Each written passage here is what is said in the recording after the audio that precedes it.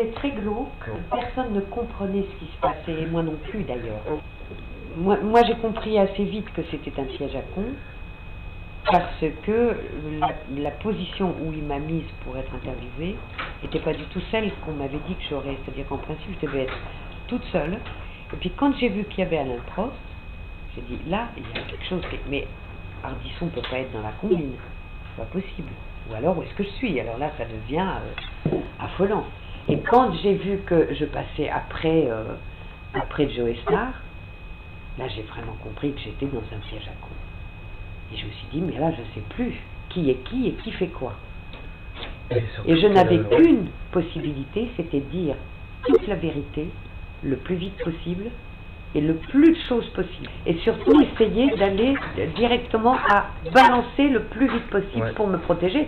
C'est une question de vie ou de mort, quand même. Hein. Donc, je n'avais qu'une seule stratégie, c'était filer droit, ne dire que la vérité, et la plus extrême vérité, et avec des choses qui n'étaient pas du tout programmées pour être dans une émission de variété, bien entendu, puisqu'on m'a déplacée et qu'on m'a mise au milieu d'un truc, vous avez vu un montage. Donc c'était les extraits les plus hallucinés d'une interview qui faisait 28 minutes. Et ça, je ne sais pas combien ça a duré au final, mais un quart d'heure je pense. Donc c'était un montage qui était fait véritablement pour qu'on n'y comprenne rien, sinon qu'éventuellement j'avais pété les plombs et que j'étais une cinglée paranoïaque. Sans compter que la rumeur est partie avant même que j'ai fait cette émission, et que tout ça a fait qu'il y avait une espèce de complot qui a été, sans compter l'affaire Schuller elle-même. Déjà ça, moi j'avais pas compris. Encore une fois, ma manière de faire, pour une fois, elle m'est bien retombée sur la gueule. 10h du soir, un jeune garçon que j'ai connu quand il avait 12 ans, sonne chez moi en me disant voilà, j'ai pas de fric, je peux pas rentrer à Paris. Diego, qui habite le palier en face, donc m'a foutu dehors, on s'est engueulé, j'ai une chaussette, j'ai pas de manteau, et j'ai pas bouffé, et je sais pas où dormir. Antoine, tu te fous sur le canapé, où il y a une chambre d'amis qui est là, il n'y a pas de problème. Il reste là pendant 10 jours, et il part chez sa mère. Et chez sa mère, il va aller dénoncer son père. Eh bien, qu'est-ce que j'en sais? Et je m'aperçois après qu'on l'a mis chez moi exprès, qu'il a dénoncé son père exprès, que les deux se sont domiciliés chez moi à l'ambassade de Suisse. Didier Schuller, que je n'ai jamais vu de ma vie, qui m'a traîné dans la merde en disant que j'étais dans une secte, que j'avais poussé son fils, qui venait chercher son fils, le tirait des griffes d'une folle qui avait poussé son fils à le dénoncer. Mais qu'est-ce que c'était que ces histoires? Donc en pareil cas, j'ai une stratégie. Je fais comme la sole, je me mets au fond, j'attends que ça passe, et le jour où ça me passe à portée de main, et c'est dans pas très longtemps, le jour où ça me passe à portée de main, alors là, il ne faut pas m'approcher. Puisque le père et le fils ont demandé tous les deux à être chez moi, domiciliés à Genève. Bien entendu, contre mon accord. En aucun cas, j'aurais voulu ni d'Antoine Schuller, ni de Didier Schuller, fortiori Didier Schuller, qui dans l'avion disait, vous comprenez, je suis obligé de rentrer pour mon fils, le tirer des griffes une secte d'extrême droite. Moi, dans une secte déjà, mais c'est impensable, quand on voit ma carrière, ça n'arrête pas de faire de l'audio, je suis incapable d'être dans un groupe, d'être a fortiori un parti politique, a fortiori une secte, mais c'est contre ma nature, c'est imbécile pour tous les amis qui me connaissent, mais c'est impensable. Bon, donc voilà, c'était un piège à con, je me suis aperçue à cette... Voilà, ça sentait le piège, c'en était un. La presse a suivi comme un seul homme, vous en déduirez ce que vous voulez, mais quand moi j'ai essayé de leur amener les preuves du contraire, ou même de les avoir au téléphone, a eu un mot. Rien n'est passé. Rien. Et je leur ai amené les pièces de dossier qui sont irréfutables. Personne n'a voulu le passer. À Libé, ils ont dit carrément, c'est pas moi qui ai vu la fille de Libé, elle a dit si je passe ça, je suis foutu dehors ce soir. Donc ça veut dire que toute la presse est aux ordres, parce qu'après tout, je peux avoir dit des choses qui pouvaient être intéressantes. Sur le temple solaire, moi j'ai assisté à des choses qui sont autour de cette histoire. Est-ce que ça peut aider des gens de le savoir? Moi je le pense. Les services secrets suisses qui ont travaillé avec moi pendant 2 ans l'ont pensé également. Donc j'ai pas travaillé avec des fous. J'aurais été un minimum du quart du centième cinglé que jamais les services secrets suisses n'auraient travaillé avec moi pendant 2 ans. Donc il y a bien péril en la demeure. Je n'ai pas dit, du reste, je suis condamné en première instance à 400 francs d'amende pour diffamation, 400 francs. C'est dire jusqu'à quel point les choses énormes que j'ai pu dire. Ça valait un arrangement à 400 francs pour que je me taise. Et j'ai refusé d'ailleurs. Je tiens à ce que la vérité soit faite. Je n'ai pas dit l'ombre d'un mensonge. Et tout ce que je dis, je peux le prouver. Personne ne veut avoir les preuves sur la table, que ce soit Le Monde, Libé, Le Figaro, Figaro en premier. Enfin, est-ce que c'est sérieux? Est-ce que c'est ça que je vais écouter? Ça, c'est le four, je sais pas. Non, mais c'était une période fichtrement serrée, hein. Fichtrement serrée. Je me suis rendu compte du piège à con au moment où j'étais à la mission. Je n'en parlerai jamais avec Ardisson, il était obligé de le faire.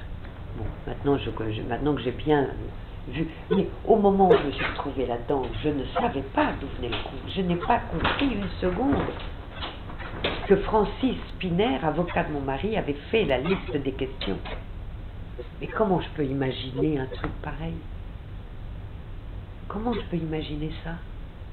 Je ne connais pas Francis Spinner. C'est l'avocat de Chirac. Mais qu'est-ce que ces gens... Mais pourquoi ils me font un truc comme ça pour me décrédibiliser? Ça veut donc dire, a posteriori, que je sais des choses qui ne sont pas du tout innocentes. C'est tout ce que ça voulait dire. Ça vous tient toujours à cœur, cette histoire? J'en ai rien à foutre. Si les gens n'ont pas voulu l'entendre, si les gens ne veulent pas savoir, ils vont en avoir les effets aujourd'hui. Et ils les ont déjà, les effets. La France est quasiment en faillite, il ne faut pas se poser la question. Qu'est-ce que c'est devenu? C'est parti où? C'est fait comment? Qui prend les décisions? Tant qu'on n'aura pas la démocratie directe dans ce pays, tant qu'un homme politique a le pouvoir de décréter quelque chose, il est achetable. C'est aussi bête que ça. Et quelquefois, il est acheté. Donc c'est tout ce que j'avais à dire. Hein. Je pense que maintenant tout le monde est assez malin et peut voir les résultats. S'ils veulent savoir, ils ont qu'à me poser les questions, je leur répondrai comme je fais à tout le monde, et je le dis à tout le monde. Toute personne qui veut savoir, je lui dis ce que je sais. Il y avait de quoi avoir peur. Il y avait en plus le fait que j'avais peur physiquement. Je ne sais pas ce qui est devenu Karen Mulder. C'est la même histoire. Elle parlait des mêmes personnes. Ouais. Sauf qu'on l'a coupé carrément. Oui. Alors on lui a fait faire un petit disque pour la tamponner, et depuis. Donc elle sait que si jamais elle dit quoi que ce soit de ce qu'elle avait envie de dire à ce moment-là, elle aura un sort encore plus misérable que celui qu'elle a en ce moment. Donc elle a tout intérêt à s'écraser. Voilà, c'est tout. Mais elle a fait une tentative. Elle a fait une tentative. Et elle en a payé ce qu'elle en a payé.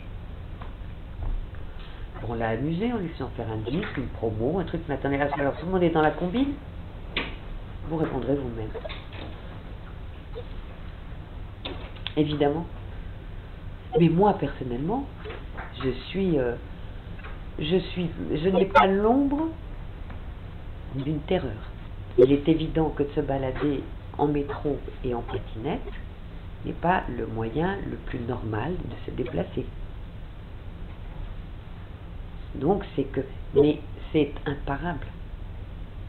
Quelqu'un en patinette sur un trottoir en sens interdit, en l'air, je vais casser les genoux. Ma patinette, elle a une force inouïe, elle est en acier, ça fait extrêmement mal. On m'a brûlé ma voiture, portière ouverte, toit ouvrant ouvert, mois de décembre, arrosé d'essence, et cramé complètement. C'est avertissement au propriétaire. La prochaine fois, c'est toi qui es dedans. On a intérêt à faire attention. On a intérêt à regarder à droite et à gauche quand on sort pour savoir si on est suivi, pourquoi on est suivi, faire des mains courantes, j'en ai fait je sais pas combien. Donc je suis prudente, mais pas du tout affolée. Pas du tout, mais pas du tout. Pas du tout. Ça me laisse totalement froide. Et je suis d'un énorme courage physique. Donc voilà, pour m'impressionner ou pour me déstabiliser, il faut vraiment se lever mal. Et c'est vrai que quand on ne comprend pas une situation, pourquoi ce monsieur Schuller, qui sort de je ne sais pas où, va dire que je suis dans une secte d'extrême droite? Mais qu'est-ce que c'est ce truc? Ben bien évidemment, toute cette histoire était montée pour me décrédibiliser. Moi, ça veut dire donc que j'ai en main des choses qui sont extraordinairement importantes. Au jour d'aujourd'hui, ça n'a plus d'intérêt que je les dise. Le mal est fait. Et il fallait me décrédibiliser. Voilà, l'ordinateur m'a été dérobé par Canal+. Ils m'ont dit, on a des spécialistes pour aller rechercher parce qu'il faut des trucs, comme c'est un ordinateur très ancien qui date de 75, 85, je sais plus. Donc il faut aller chercher. Je m'en foutais, j'avais déjà les copies. Et je voulais voir ce qu'ils allaient en faire. Donc qu'est-ce qu'ils ont fait? Ils ont parti avec, j'ai plus jamais eu de nouvelles. Donc Canal+, ça va, je sais qui c'est. Et j'ai eu Yves Boisset qui est venu me voir au Canada, récemment, hein, pour me faire dire des choses. Et puis il a fini par me dire qu'effectivement il travaillait pour Canal+. Je dis bon, ça va, donc c'est pas la peine.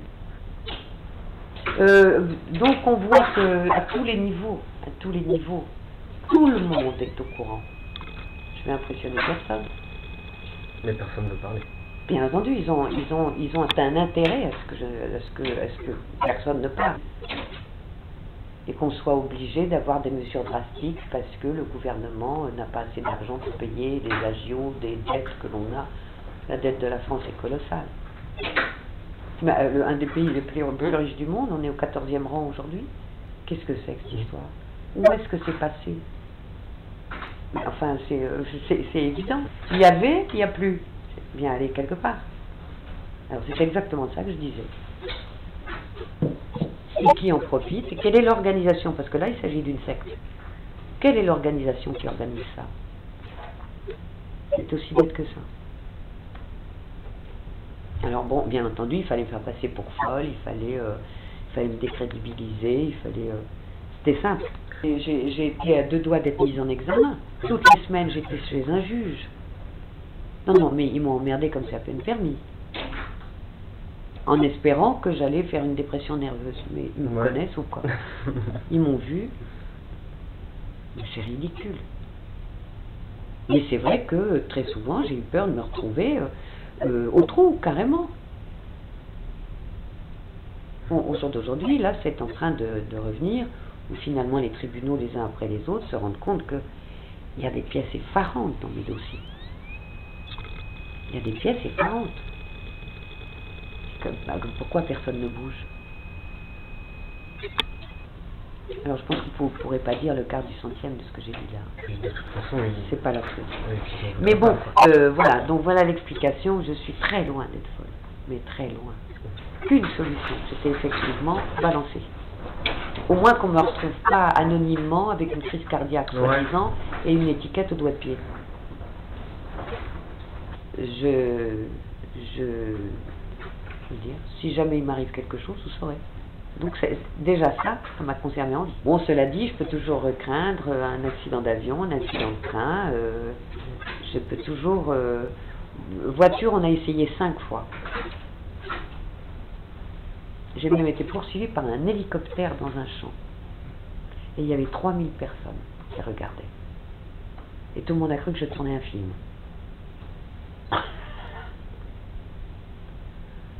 Et j'étais là, j'étais au spectacle. C'est hallucinant un truc comme ça. J'aurais pas eu un témoin avec moi, j'aurais jamais osé en parler. J'aurais jamais, on aurait dit, là, vous voyez bien qu'elle est piquée quand même. Non, j'ai un témoin, lui, il était terrorisé. Alors. Il m'a dit, j'aurais jamais imaginé un truc pareil, c'est fou. Et l'OTS, on va mettre un chapeau par-dessus, on ne saura jamais, ils se sont suicidés, avec 9 balles dans le corps. Ça fait 54 morts, quand même. Moi, je peux pas me taire, là.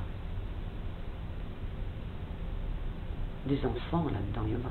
Qu'est-ce que c'est que cette boucherie? Pour du pognon? Oui, il faut toujours chercher ça au jour d'aujourd'hui. Quel est l'intérêt? Quel est l'argent? Et à partir d'une certaine somme, on peut tuer 100 personnes. mais sans l'ombre d'une hésitation. Alors un coup c'est en Égypte, un coup c'est en Angleterre, un coup c'est en Suisse, un coup c'est une secte, ou bien c'est un attentat, ou bien c'est... non, rien à foutre. Rien à foutre. Mais c'est parfaitement logique. Alors il y a 10 ans, quand j'ai commencé à comprendre et que je racontais, on s'est dit elle est folle. Mais il y a peut-être 10%. Ça a commencé comme ça. Puis j'annonçais les choses qui devaient se passer. Quand moi j'avais compris qui était qui, et quand je voyais une personne dans une société, je disais, voilà ce qui va se passer d'ici 2 ans. 2 ans plus tard, ça arrivait. Je disais, c'est bizarre, parce que quand même, bon, c'est le hasard, c'est une coïncidence, elle l'a dit, mais c'est une coïncidence. Puis ça fait 10 ans que ça dure. Où régulièrement, j'annonce les catastrophes boursières, ou les catastrophes de personnes, ou j'annonce à l'avance. Je ne lis pas dans les cartes. Et tout simplement, à partir du moment où je vois 3 personnes qui sont autour d'une société ou autour d'une personne, je dis celui-là, il en a pas pour longtemps. Moi, je me suis posé la question à un moment donné aussi. J'ai été en Suisse et je dis attends, il faut faire des trucs parce que ce qui m'arrive est tellement hallucinant que je dois. Même moi, je me suis posé la question en me disant je dois en rajouter ou je dois faire des connexions qui n'ont pas lieu d'être. Donc j'ai fait tous les examens possibles, imaginables. Il m'a dit ma pauvre madame, vous êtes anormalement normale. Vous êtes anormalement les pieds sur terre. Ce que vous voyez, vous le voyez, ce que vous comprenez, vous le comprenez. Ça m'a fait du bien quand même d'aller pouvoir en parler à des gens qui ne m'ont pas prise pour une folle. Ça fait un sprousse de tous les diables, parce que à mon procès, j'ai convoqué le chef des services secrets suisses, qui est une personne tout à fait anonyme, qui ne doit jamais apparaître. Donc je le cite en nom. Et je lui demande de venir témoigner de l'interrogatoire qu'il m'a fait passer. Il est venu? Pas encore. Mais ces 4 collaborateurs sont venus. Pour dire qu'effectivement, on avait travaillé ensemble pendant 4 ans. Et vous faites pas peur? Mais pas du tout, je préfère savoir la vérité et savoir qui est qui. Ce qui m'étonne, c'est que les gens n'aient pas peur de ne pas comprendre ce qui se passe autour d'eux. Ils ne comprennent pas.